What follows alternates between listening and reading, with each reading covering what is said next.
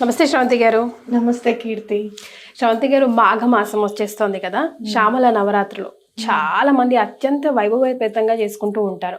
అసలు ఎవరెవరు చేయాలి, ఎలా చేయాలి, విధి విధానం ఏమైనా ఉంటుందా, ఎలాంటి ఫలితాలు వస్తాయి, అసలు మాఘమాసం ఎప్పటి నుంచి స్టార్ట్? మనకి 29వ తారీఖు అమావాస్య అయిపోతుంది. ఓకే. కాబట్టి మాఘమాసం 30వ తారీఖు నుంచే మొదలవుతుంది అనమాట. అలాగే రాజశ్యామల అమ్మవారిని అందరూ పూజించాలి. ఎవరికైతే పిల్లలు ఉన్నారో చక్కగా ఆ పిల్లలందరూ కూడా మేధస్సుతోనూ విద్యతోనూ అభివృద్ధిగా ఉండాలి. పిల్లలు ఎలాంటి దురలవాట్లు కాకుండా ఇప్పుడున్న పరిస్థితుల్లో పిల్లల్ని పెంచడం అని అంటే కత్తి మీద సాము లాంటిది. మరి అమ్మవారి అంటే తప్పకుండా ఉండాలి మనకి వాళ్ళని పెంచేటప్పుడు. కాబట్టి అందరూ రాజశ్యామల అమ్మవారి నవరాత్రి. ఎవరండి రాజశ్యామల? అల్టిమేట్ గాడ్ అని విన్నాను. అంటే ఎక్కువగా పాలిటిక్స్ చాలా హై రేంజ్ లో ఉన్న వాళ్ళే ఎక్కువగా రాజశ్యామల పూజలు చేస్తారు అన్నది నేను విన్నాను. సో మనకి లలిత అమ్మవారి దగ్గర నుంచి, అమ్మవారి కుడివైపు నుంచి రాజశ్యామల అమ్మవారు, ఎడం వైపు నుంచి వారాయి అమ్మవారు ఉద్భవించారు అనమాట. అయితే రాజశ్యామల అమ్మవారికి అమ్మవారు ఏమని ఇచ్చారు అంటే మంత్రిని దేవత అనమాట ఆవిడ. అంటే మనకి ప్రైమ్ మినిస్టర్ ఎట్లానో ఆవిడ రాజశ్యామల సుప్రీం పవర్ కి ప్రైమ్ మినిస్టర్ అనమాట. సుప్రీం పవర్ కి ప్రైమ్ మినిస్టర్. కాబట్టి ఆ సుప్రీం పవర్ దగ్గరికి వెళ్తే మీరు లలిత అమ్మవారి గనక మీరు చిత్రపటం చూస్తే గనక అమ్మవారిది ఎక్కడ కూడా అభయహస్తం ఉండదు. అంటే పాదాలే శరణ్ అనమాట మనకి. మరి అలాంటి పాదాల దగ్గర మనం ఉండాలి అంటే గనక ముందు అసలు మనకున్న కోరికలన్నీ కూడా నెరవేరాలి. అట్లాగే మనం అంతా కూడా క్లెన్స్ అవ్వాలి. ఓకే. ఎక్కడ కూడా మనలో మాలిన్యం అనేది లేకుండా ఉండాలి అనేది మనం గుర్తెరగాలి. అలా అమ్మవారి మణిద్వీపంలోకి వెళ్ళాలి అని అనుకుంటే గనక ఇటు రాజశ్యామల అమ్మవారిది అటు వారాహి అమ్మవారిది అనుగ్రహం తప్పకుండా ఉంటే గనక ఇంకా చాలా బాగుంటుంది అనమాట. ఓకే. మీరు ఎక్కడికైనా చాలా సుప్రీం పవర్ దగ్గరికి వెళ్తున్నారు అనుకోండి, మాకు బాగా తెలుసండి వాళ్ళు పదండి అని చెప్తే మనకు తెలిసిన వాళ్ళు ఎలా తీసుకుని వెళ్ళిపోతారు మనని. అట్లాగే రాజశ్యామల అమ్మవారైనా సరే వారాహి అమ్మవారైనా సరే అనమాట. అయితే రాజశ్యామల అమ్మవారికి ఏంటి అని అంటే మీరు పూజ చేసుకుంటే గనక ఆఫీస్ లో ఇలాంటి ప్రాబ్లమ్స్ ఉన్నా కానీ చాలా మంది బాధపడుతూ ఉంటారు, ఆఫీస్ పాలిటిక్స్ ఉంది అని చెప్పి. నాతో చక్కగా మాట్లాడే వాళ్ళేనండి, వాళ్ళే నా మీద చెప్తున్నారని చెప్పి నాకు నిన్ననే తెలిసిందని అంటూ ఉంటారు. అలాంటి పాలిటిక్స్ అన్ని కూడా ఎరాడికేట్ అయిపోతాయి. అంటే భర్త ఏమైనా జాబ్ చేస్తున్నారు అనుకోండి, భార్య తప్పకుండా ఈ రాజశ్యామల అమ్మవారిని గనక ఉపాసన చేస్తే 9 రోజులు గనక అమ్మవారికి విధి విధానంతో చక్కగా పూజ చేసుకుంటే గనక ఎలాంటి ప్రాబ్లమ్స్ అయినా కూడా క్లియర్ అయిపోతాయి. ఉద్యోగం కావాలి, ఉద్యోగంలో ఏమైనా ఇబ్బందులు తొలగిపోవాలి, అట్లాగే బిజినెస్ ఒకటి ఇంపార్టెంట్ గా అవుతుంది. అలాగే పిల్లల గురించి కూడా బాగుంటుంది. అలాగే మీరు చూస్తే గనక ఇచ్ఛాశక్తి, జ్ఞానశక్తి, క్రియాశక్తి అని చదువుకుంటాం మనం. ఇక్కడ జ్ఞానశక్తి అమ్మవారు అనమాట. శ్యామల అమ్మవారు. కాళిదాసు శ్యామలా దండకం రాశారు కదా, అదంతా కూడా మంత్రమయంగా ఉంటుంది అనమాట. మీరు ఎక్కడో ఏదో చాలా చదివేసేయాలి అని కాకుండా షోడశోపచార పూజ అంటే 16 ఉపచారాలతో పూజ ఉంటుంది చక్కగా. ఆ పూజ చేసుకుని ఎక్కడైతే ధూపం దగ్గర వస్తామో ఆ ధూపానికి ముందు శ్యామలా దండకం చదువుకొని అమ్మవారికి చక్కగా లలితా సహస్రనామం కూడా చదువుకొని అప్పుడు ధూపం నుంచి మిగతా పూజ చేసుకొని అమ్మవారికి నైవేద్యం అన్నపరవాణం కానివ్వండి అలా నైవేద్యం పెట్టుకుంటే మంచిది. అయితే శ్యామలమ్మ పూజ చేయాలి అంటే మాత్రం 11ంటికి స్టార్ట్ చేయాలన్నమాట పొద్దున్న మార్నింగ్. జనరల్ గా మనం ఏమైనా పూజలు చేసుకుంటే ఎంత తొందరగా చేసుకుంటే అంత మంచిది అనుకుంటాం కదా. రాజశ్యామల అమ్మవారి పూజ మాత్రం 11 గంటలకి స్టార్ట్ చేయాలి. దానికి గల కారణం ఏమైనా ఉందా? అమ్మవారు 11 నుంచి ఉపాసన అనేది ఉంటుంది. అంటే మీకు శ్రీచక్రంలో ఒక్కొక్క చక్రం దగ్గర ఒక్కొక్క ఆవరణలు ఉంటూ ఉంటాయి అన్నమాట. అమ్మవారికి మీరు అదే వారాహి అమ్మవారికి చేయాలంటే సాయంత్రం 6ంటికి చేసుకోవాలి, సూర్యాస్తమయం అయిన తర్వాత చేయాలి. ఓకే. ఇక్కడ మాత్రము 11ంటికి చేయాలి. అలాగే రామచిలకలు చాలా అట్రాక్ట్ అవుతాయి అమ్మవారిని పూజిస్తే కనుక. తప్పకుండా రామచిలక ఏదో ఒక రూపంలో కనపడుతుంది మీకు. ఎక్కడ కనపడలేదంటే ఫోన్ లో మొబైల్లో అన్న స్క్రీన్ షాట్ అయినా కనపడుతుంది, లేకపోతే ఎవరైనా మీకు ఫేస్బుక్ లో పంపించడం అన్న జరుగుతుంది అనమాట. అమ్మవారి దగ్గర 2 చిలకలు చక్కగా ఉంటాయి. అలాగే అమ్మవారు చక్కగా వీణ వాయిస్తూ ఉంటారు. మాణిక్య వీణ అంటే ఆ వీణకిట అన్ని మాణిక్యాలు పొదగబడి ఉంటాయట అమ్మవారికి. కాబట్టి మీరు చూస్తే గనక అమ్మవారి రూపం చూస్తే గనక అసలు చాలా ముగ్ధ మనోహరంగా ఉంటుంది అమ్మవారి రూపం. సూర్యచంద్రులే ఆవిడికి బొట్టుగా ఉన్నాయా అని అనిపిస్తుంది అనమాట.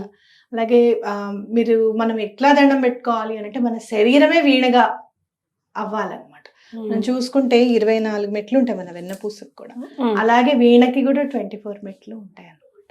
మనం అంటే అమ్మవారి చేతిలో వీణ అయిపోవాలి అని అంటే మనం ఎంత కల్మషం లేకుండా, ఎంత Pure soul తో. సోల్తో ఉండాలో ఆలోచించండి. అలా ఒక్కసారి మనం పూజ చేసుకుంటే అమ్మవారు చాలా తొందరగా శీఘ్రంగా అనుగ్రహిస్తారు. అలా మీరు ప్రతి సంవత్సరం చేసుకునే దాకా వచ్చేస్తారు అనమాట. ఓకే. సో ఈ 9 days అలా చేయాలి. 9 days రాజశ్యామల అమ్మవారికి షోడశోపచార పూజ చేసుకొని శ్యామలా దండకం చదువుకుంటే చాలా మంచిది.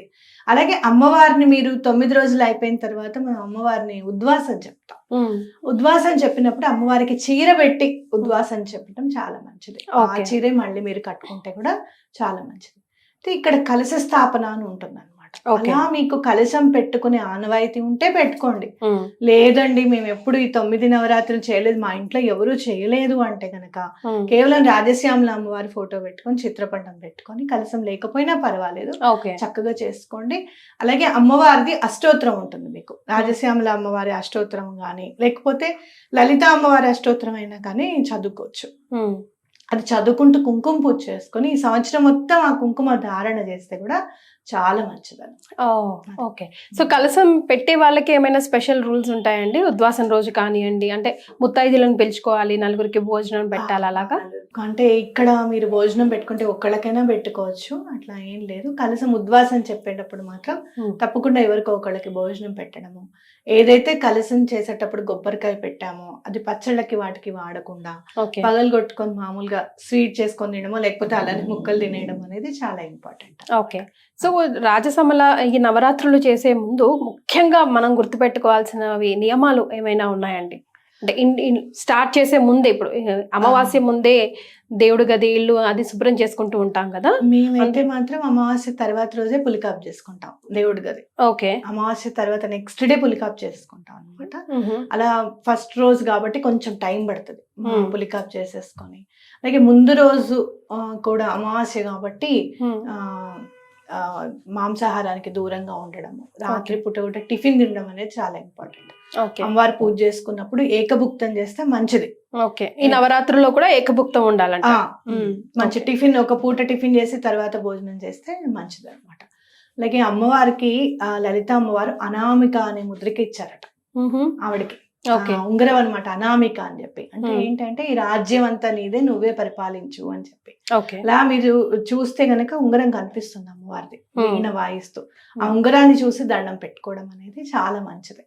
ఎలా అంటే మీకు మాస్టర్ ఈకే గారి గురించి విన్నారా ఎప్పుడైనా? మాస్టర్ ఈకే గారు అని ఉంటారనమాట. ఆయన మాస్టర్ ఈకే గారు చాలా అసలు మీరు హీలింగ్ మాస్టర్ అనమాట. అసలు ఆయన ఇక భగవంతుడే ఆయనేమో అనిపిస్తుంది అనమాట. మాస్టర్ ఈకే గారు అలా ఆయన చదువుకుంటున్నప్పుడు ఆయనకి ఫీజు కట్టాలట. స్కాలర్షిప్ ఏది ఇంకా రాలేదు, అప్లై చేసి ఉన్నారు కానీ ఆయన ఫీజు కట్టాలి. అయితే ఆయన దగ్గర లెటర్ వచ్చిందట వాళ్ళ నాన్నగారి దగ్గర నుంచి, నేను ఇవ్వలేను, నేను పంపలేను ఫీజు, నాకు సర్దుబాటు కాలేదు అని చెప్పి లెటర్ వచ్చింది. ఎలా అని అనుకుంటున్నారట. ఆయన శ్యామలమ్మని పూజించేవారు అనమాట, రాజశ్యామలమ్మ. ఆయనకి కనిపించి ఆ కాలేజీకి వెళ్ళు అని చెప్పారట. కాలేజీకి వెళ్ళు అని చెప్పారట. ఆ ఉంగరం అది కూడా కనపడిందట ఆయనకి. లేచి వెంటనే కాలేజీకి వెళ్తే స్కాలర్షిప్ వచ్చిందని చెప్పి రెడీగా లెటర్ ఉంది అక్కడ. చూడు, మీరు చాలా మంది అనేమాట వారాహి అమ్మవారిని, రాజశ్యామల అమ్మవారిని పూజించకూడదు అని చెప్పి చాలా చెప్తూ ఉంటారు. చాలా భయంకరంగా పిక్చరైజ్ చేసి పెట్టినట్టు అనిపిస్తుంది. అంటే ఎవరిని టచ్ చేయాలో వాళ్ళే టచ్ చేయాలి. లైక్ ఫీవర్ వస్తే క్యాన్సర్ హాస్పిటల్ పోయినట్టు ఉంటది, అట్లా చెప్తూ ఉంటారు వ్యత్యాసం. అట్లా ఏం లేదు. అట్లా అయితే మాస్టర్ కే గారు ఎందుకు పూజిస్తారు? అవునా కాదా? అలా ఎందుకు చెప్తారు పూజించమని? కాబట్టి తప్పకుండా అసలు రాజశ్యామల అమ్మవారిని చూస్తే మీకు ఇంకా చూస్తూనే ఉండాలి, అలా చూస్తూనే ఉండాలని అనిపిస్తుంది అనమాట. చాలా స్మైల్ ఇస్తుంది. అంత ఉగ్రదేవత అయితే అంత తొందరగా కాళిదాసుకి ఎందుకమ్మా ఆవిడ దండం పెట్టంగానే బీజాక్షరాలు రాస్తారు, అవునా కదా? కాబట్టి అట్లాంటివి ఏం పెట్టుకోవద్దు. మనము ఏ ఉగ్రదేవతకైనా ఏ దేవతకైనా దండం పెట్టుకునేటప్పుడు మన మనస్సులో ఎక్కడ కూడా చెడు ఆలోచనలు కానీ అవి ఉండకూడదు. మనం బాధ పెడుతూ ఉంటారనుకో, వదిలేయాలి, వాళ్ళకి భగవంతుడినే వదిలేయాలి, వాళ్ళని భగవంతే చూసుకుంటాడు, వాళ్ళే కరెక్ట్ అవుతారులే అని చెప్పి. వీళ్ళు ఇదైపోవాలి, వాళ్ళు అదైపోవాలి, అలాంటివి దండం పెట్టుకోకుండా ఉంటే చాలు. నాకు తెలిసినంత మటుకైతే ఉగ్రం మనలోనే ఉంది, దాన్ని త్యజించాలి ఫస్ట్. మారే వాళ్ళు చెప్పారు. అయితే సతీ సమేతంగా చేసుకోవాలా? ఈ 9 రోజులు కట్టుకోవడానికి ఆడవాళ్ళకి 9 రంగుల చీరలు అలా మీరు వేసుకున్నట్టు అట్లా రకరకాల గాజులు వేసుకోవడం, అట్లాంటి రూల్స్ ఏమైనా ఉన్నాయా? మీరు 9 రకాల గాజులు వేసుకొని చేస్తే చాలా బాగా కలిసి వస్తుంది. నేను వేసుకున్న దగ్గర నుంచి నాకు బాగా కలిసి వచ్చింది. కలిసి వస్తుందని కాదు, నాకు వేసుకోవాలనిపించింది, వేసుకున్నాను, దాని డిఫరెన్స్ నాకు కనిపించింది. అలాగే గాజులు నిండుగా వేసుకుంటే చాలా మంచిది. అలాగే చీరలు కూడా ఉన్నవి కట్టుకోండి. అట్లా ఈ కలరే ఉండాలి, ఆ కలరే ఉండాలని కాదు. అమ్మవారికి ఏ చీర అయితే మనం 9 రోజులు అయిపోయిన తర్వాత అమ్మవారికి మనం సమర్పించుకుంటామో అది ప్యారెట్ గ్రీన్ కలర్ ఉంటే చాలా మంచిది, చాలా మంచిది. అమ్మవారికి ప్యారెట్ గ్రీన్ ఉంటే చాలా మంచిది అన్నమాట. మేమైతే ఒకసారి అమ్మవారికి అమ్మవారికి చీర సమర్పించినప్పుడు ఆ కోరిక నెరవేరిందని చెప్పి హోమంలో సమర్పించారనమాట. పూర్ణమవుతప్పుడు ఆ జ్వాల కూడా గ్రీన్ కలర్ లో వచ్చింది కీర్తి. అంటే అమ్మవారు ఆ చీర కట్టుకున్నట్టుగా అనిపించింది మాకు అన్నమాట. కాబట్టి అట్లా మనం గ్రీన్ కలర్ ఏమైనా అమ్మవారికి సమర్పించుకుంటే చాలా మంచిది. అలాగే మీ దగ్గర ఎప్పుడైనా గ్రీన్ కలర్ శారీస్ ఎక్కువగా ఉన్నాయనుకోండి, ఆ పూజ చేసుకునేటప్పుడు అవి కట్టుకుని పూజ చేసుకుంటే చాలా మంచిది. మగవాళ్ళు చేసుకోవాలనుకుంటే సతీ సమేతంగా చేసుకుంటే ఇంకా మంచిది. లేదు మేము ఒక్కడమే చేసుకోవాలనుకుంటున్నాము, మా వారికి కుదరదు అనుకున్నప్పుడు బ్రహ్మచర్యం పాటించడం అనేది చాలా ఇంపార్టెంట్. 9 రోజులు కూడా. 9 రోజులు కూడా. రైట్. అదే. సో అమ్మవారికి ఇష్టమైన నైవేద్యం ఏది సమర్పించాలంటారు? నేనైతే మాత్రం అన్నం పరమాణం నైవేద్యంగా సమర్పిస్తాను. అలాగే అమ్మవారికి 9 రోజులు సేమ్ అండి? అంటే కొంచెం కొంచెం చేస్తాను. అన్న పరమాణము, దద్దోజనము అలా చేస్తూ ఉంటాను అన్నమాట. అలాగే తేనె సమర్పించాలి అమ్మవారికి. ద్రాక్ష రసం ఒకటి సమర్పించాలి. మీకు కుదిరితే గనక నల్ల ద్రాక్షలు ఒకటి తీసుకొని, నల్ల ద్రాక్షలు కొంచెం ఇలా గట్టిగా ఇలా అంటే జ్యూస్ లాగా వచ్చేస్తుంది, అది సమర్పిస్తే కూడా అమ్మవారికి చాలా ఇష్టం అన్నమాట. రైట్. ఎన్నో విషయాలు తెలియజేశారండి. Thank you so much.